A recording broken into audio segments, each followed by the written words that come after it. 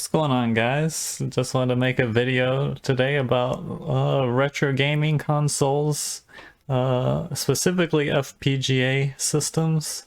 I just really started using these recently, and it's just been the best. I also want to talk about Everdrives. I kind of one thing led to the other, and has now become one of my preferred ways of gaming. So I recently, I kind of known about these for a while, but Analog came out with the Analog NT, um, and I was like, what is this? And I looked into it, and basically, if you ever like seen those like Retron consoles and stuff like that, that sometimes you could get at any sort of like retro game store. I don't know if GameStop still sells them or stuff like that, but just a newer console to play your old games. Though they have a lot of issues. The color palettes aren't exactly accurate, and it uses it's just kind of a mini computer with software emulation. And so other companies have started coming out with what they call FPGA systems that are hardware emulation. They build it to actually replicate the original hardware, but add a bunch of bells and whistles and HDMI, so that you can. It's like having a Nintendo, Super Nintendo, Sega, something like that, like original system, but that has HDMI output, and you can manipulate it in all sorts of ways and play all your old games beautifully on your HD TV. And so the Analog NT is expensive and always, sold out for the most part, but that was way more than I would ever want to pay for a system. Like, they have something that's nearly just as good for like 1/5 the price over at I want to say it's Retro USB. Let me grab the box. I've got the system here, but let me grab the box to have the file. So yeah, it's Retro USB. So this is the AVS. It stands for Advanced Video System. And it's basically the Advanced Video System name, and the design of this was from the original prototype of the Nintendo Entertainment System. There was like an advertisement in a magazine for the original Nintendo, but they were calling it the Advanced Video System, and it looked more like this. And so when Retro USB made their FPGA system, they designed it after that, which is really neat. And they actually use the original buttons for like power and reset from the original manufacturing, I think. But yeah, and so like here's some of the features. Sorry about all the rattling in there. But this, it can play at 720, and it can play Europe, Japan, English. It's got a slot for NES and Famicom. It's got 4 controller ports. I'll show you in just a second. And a bunch of things I'll show you. So here it is. So you can see the 4 controller ports. And basically, like in the software, they have a built-in game Genie, and they have a built-in 4 score, because to be able to use all 4 ports, you got to activate the 4 score, because it was a peripheral you could add to the original NES so that you can play with 4 controllers. So this comes with 4 ports off the gate. You just got to switch that on, which makes that fantastic. Especially, I really love the NES version of Smash TV, and you can play it like a modern twin stick shooter, where you have 2 controllers for each player, and you just use both D-pads, 1 controller in each hand, just using the like the nunchucks or something for the Switch or Wii these days or whatnot. And so you can do, with 4 ports, you can do 2-player Smash TV using like the twin stick for each person, like 2 controllers for each person, which is cool. And then you got this, and you can put your NES cartridges here. And then that slot is for the Famicom system, or the Famicom cartridges and everything. And then you got, I guess, like a SCART, it looks like, and then the HDMI, and then that's the mini USB power. But this thing's great. I'll probably just show you the software in a little bit. just to give you example of just because all the FPGA systems have kind of a internal software with a ton of features, like I said, the Game Genie and stuff like that. But I have a bunch of NES cartridges, original NES cartridges, like stacks of them over there. But I hardly use them at this point because after I found out about this, I ended up getting this, which is a Everdrive N8 Pro. And basically it's a cartridge where you can put a, let me get it out of here.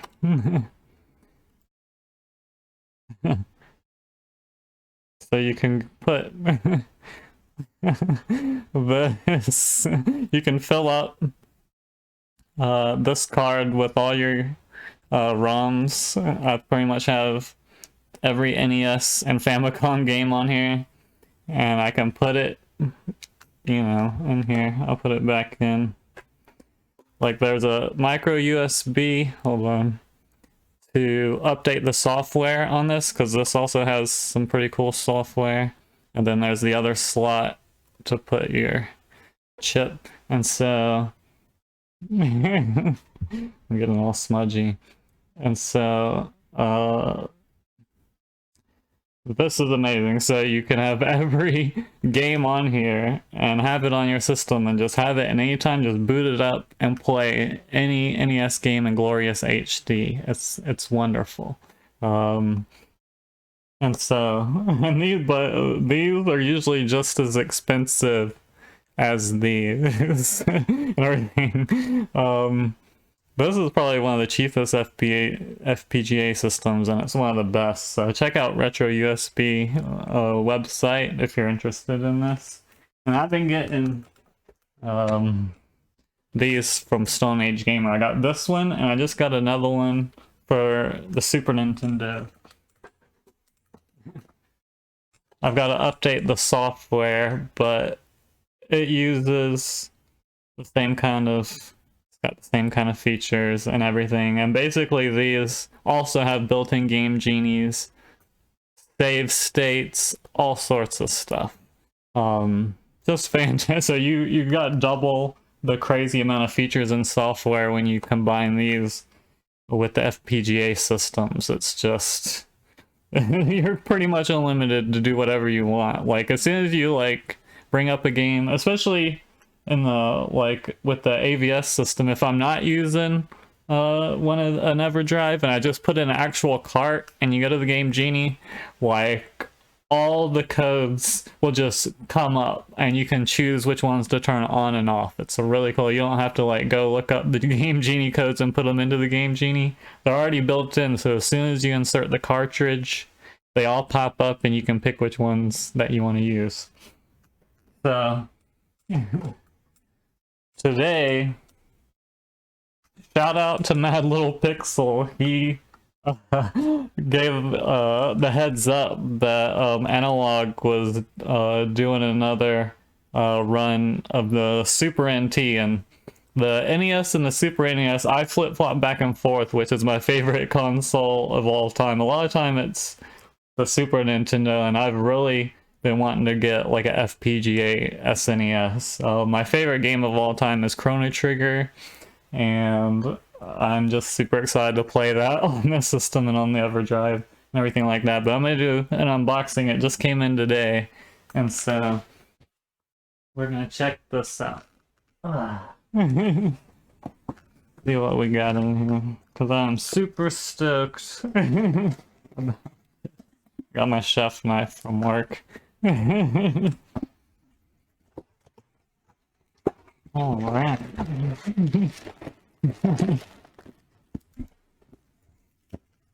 Got it all in my bubble wrap and everything. Put some here. We'll see what that is in a second. All right. This bubble wrap ball, like Christmas, guys.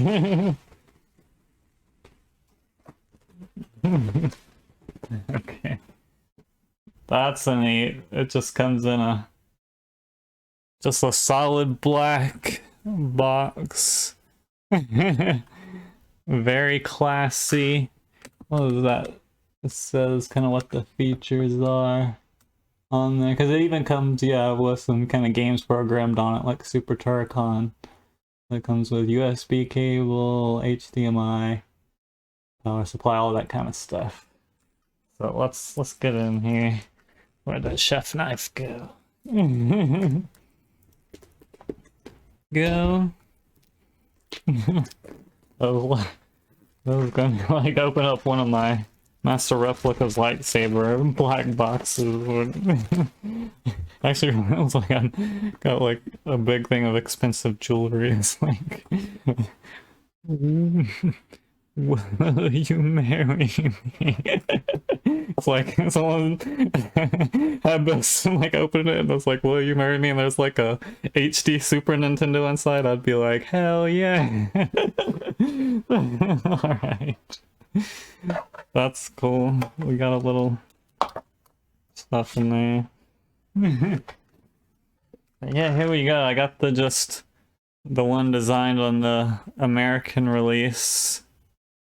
Because they had European, Japanese, a couple of different ones, and I didn't really care which one to get, but if I could just get, you know, the one that was most nostalgic looking to me, you know, and I was able to. Like, I was a little nervous because I was like, you know, how you do when there's like a limited quantity and a special release of something, you're sitting there like refresh, refresh, refresh. And when you finally get through, you're like, add to cart, and like going, and then there was like, oh, you're putting a queue for checkout. And I'm like, if I'm waiting in this queue forever, and then it's like, oh, they're all sold out, I was gonna be so upset. But, you know, I was only in the queue for a couple minutes. It felt like forever, but it turned out well, and it shipped fast and everything, and here we go. It's in, this one's got some weight to it. The AVS is like 3 times the size of this, and it's like a third of the weight. It's weird. But yeah, here you go. I am super excited about this, especially combining it. Here we go. We're gonna be, that's gonna go in there, and it's gonna be the best time. So now I'm gonna switch over to the AVS system. I'm gonna hook it back up to the TV and show you guys kind of what the software is like in there. So see you in a second. Also, real quick, because I just forgot about that little black envelope, and I was like, what is this? And so I opened it, and it's basically like a replica or something of the box for Super Turrican, or just one they made, because it comes on the hard drive with the thing. But that is super cool.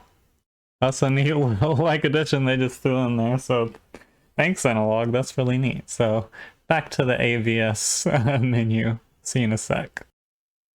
Okay, so here is the menu system on the AVS. This is the Game Genie section.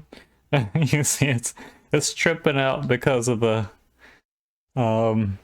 well, actually, there's like, I think I put a beta update on this that improves, it gave me some new options for color palettes, but it wonked out the Game Genie, but I didn't care because the flash cart Everdrive, the Everdrives were called flash carts. It has a Game Genie, so I was like, I'll sacrifice the Game Genie for now on the AVS because it's on the cart, on the flash cart too. But usually when you go in here, if I put in like an actual cartridge all down below where you see all the junk that's all crazy, that's where it usually lists all the cheats that you can turn on and off. Input options. Oh, this is great because this is where you turn on the force score. You see it at the bottom.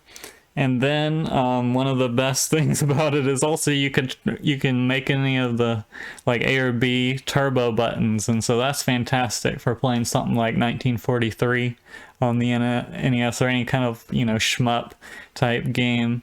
Which, you know, because I played 1943 and it was just like you're sitting there like tapping, tapping, tapping, tapping. But I've played it now with this, and it's like And there's even like a slider for like how turbo, you know, how fast it is, because I actually had to turn it down a little bit in 1943, because then I couldn't choose like my different kinds of options for my vehicle before playing. Like it would just put all my points into one thing. So I was like, but if you turn that down a little, like it shoots plenty fast holding it down for the game. Pro tip for 1943.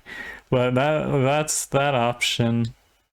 I'll show the cart in a second. Then we got the video option. You can switch it back and forth based on if you're playing like European, American, or Japanese games, go from PAL to NTSC. You got plenty of border, like you can widen it and heighten it, like and manipulate it as much as you want. You can turn scan lines on and off.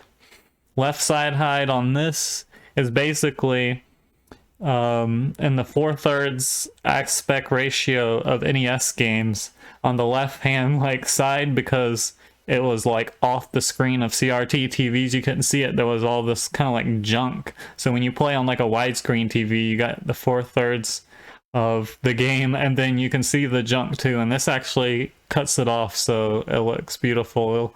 It's great. The extra sprites also. The NES games, they had a limited number of sprites that could be on screen, so when you saw the sprite flicker all the time, it was like kind of being overloaded. So that doubles the sprites. So when you're playing like the Ninja Turtles game or something like that, it just everything looks smooth and non-flickery, and it's great.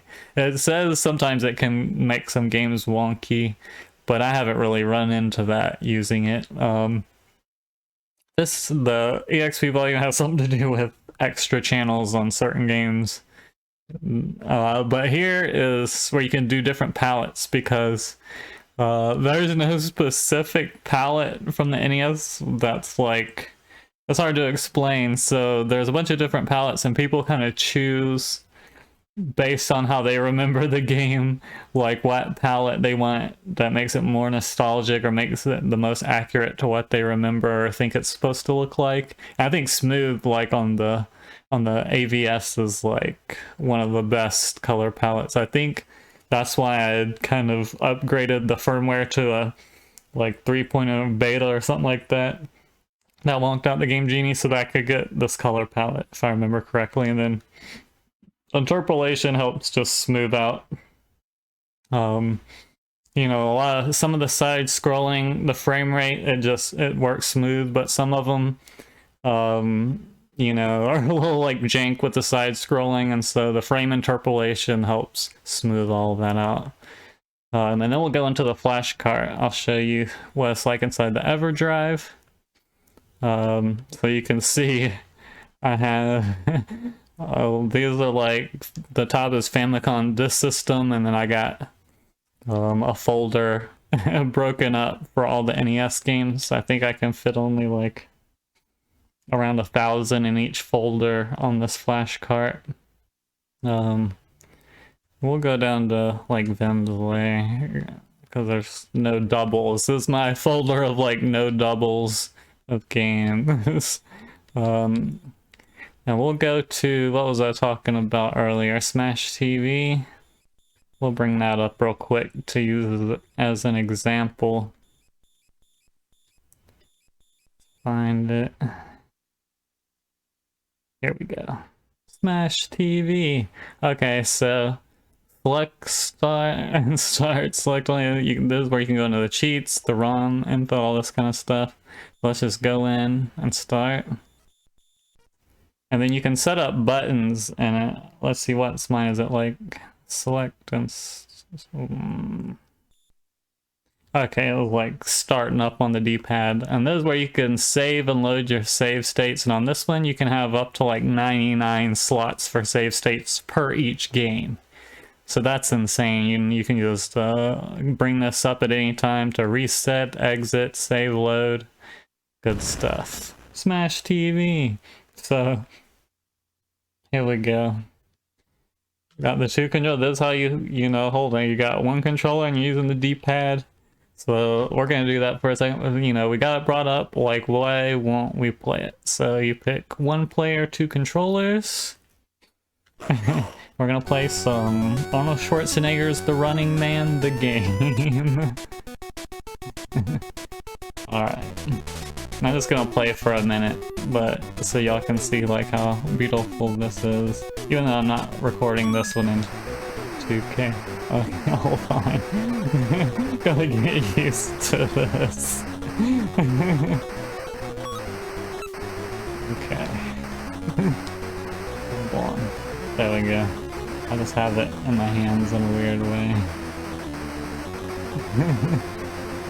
But yeah, so I'm running around with one and shooting in different directions.